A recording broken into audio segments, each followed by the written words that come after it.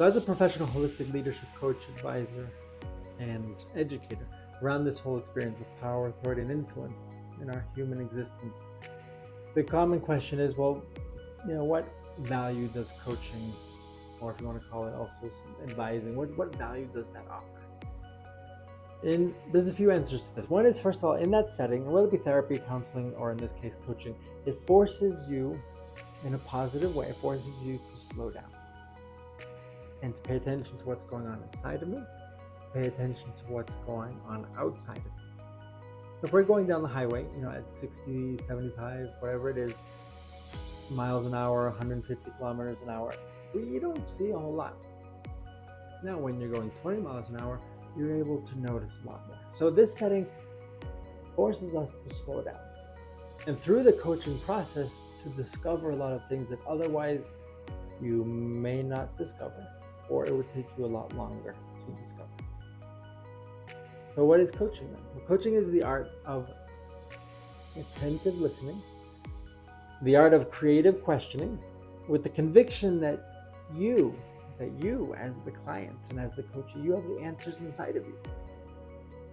And it's very powerful when someone discovers the answers. I'm not an expert in you, and I'm not an expert in the position or the field or sector that you work in. But I am an expert in facilitating that process of discovery.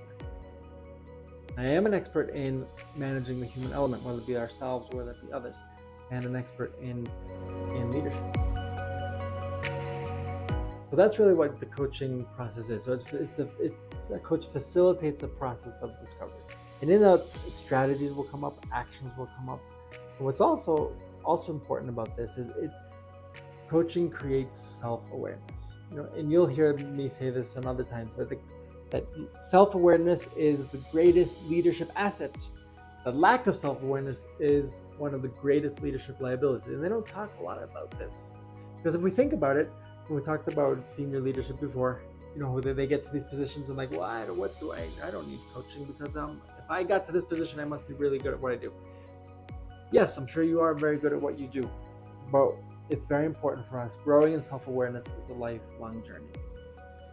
As human beings, we are mysteries to ourselves. And so we're on a journey of knowing more and more about ourselves.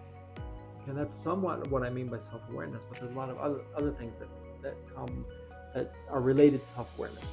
But if you think about it, a leader who's in a senior role, the less self-awareness they have, in other words, the more blind spots, imagine how that will affect how they manage people. Imagine how that will affect how they regulate and manage themselves. Imagine how that will affect how they make decisions and so many other things.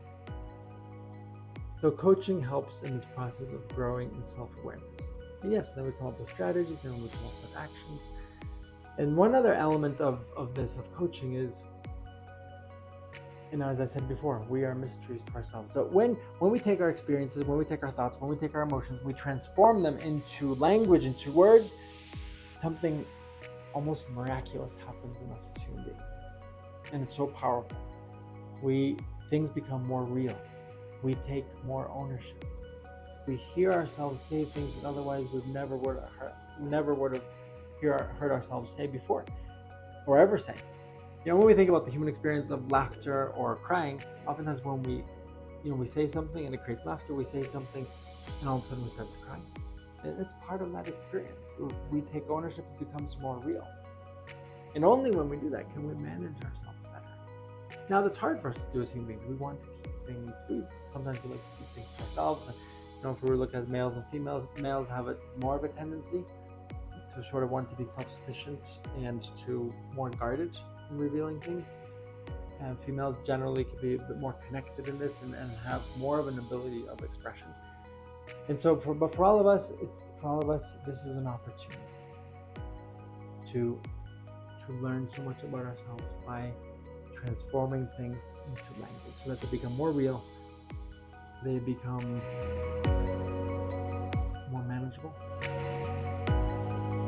and we can take ownership of it. So my good people, let's continue to lead better, love better, live better. Follow me on my social media platforms, and we'll see you in our next video. This was a lot of minutes today.